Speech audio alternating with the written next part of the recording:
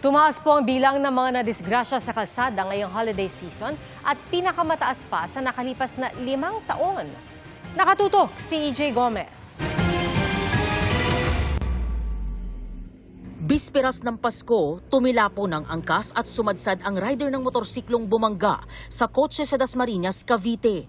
Nagkaaregluhan na raw ang mga sangkot ayon sa mga otoridad. Isa lang yan sa mahigit 400 naitalang disgrasya ngayong holiday season mula December 22 hanggang kaninang alas 6 ng umaga ng December 29.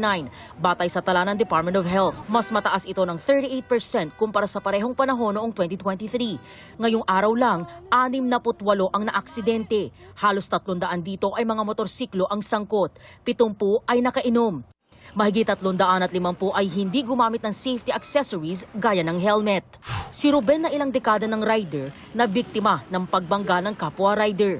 Dito siya tumama sa likod ng paa ko. Tumilapon ako. Kaya ang motoristang si Rafael laging nag-iingat para iwas disgrasya. Naalala ko lagi pamilya ko.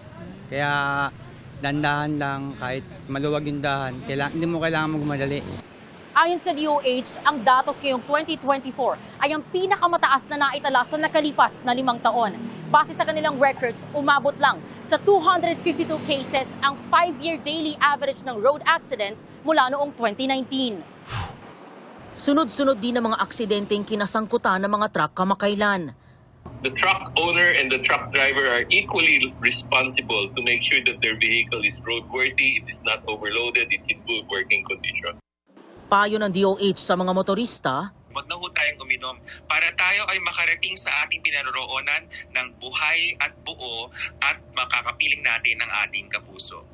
para sa GMA Integrated News, EJ Gomez, nakatutok, 24 oras. Nagbabalik sa Manila Zoo ang elepanteng si Mali, pero bilang isang preserved animal na sumailalim sa taxidermy. Nakatutok si Katrina Son.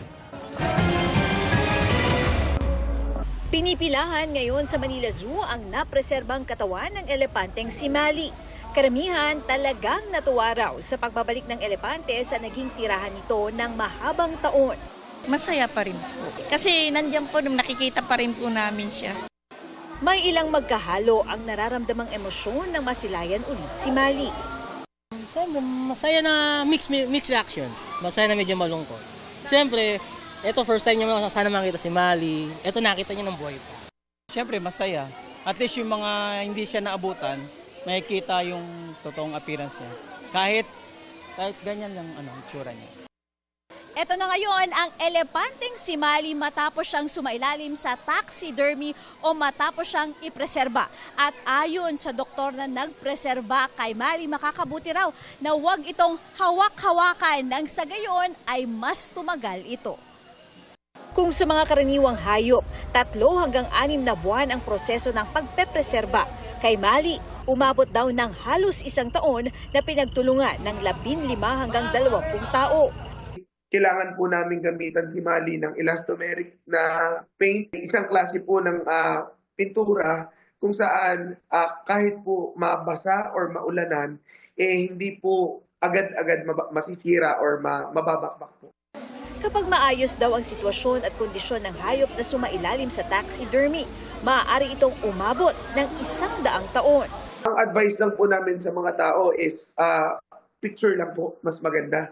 Para sa GMA Integrated News, Katrina Son, nakatutok, 24 oras.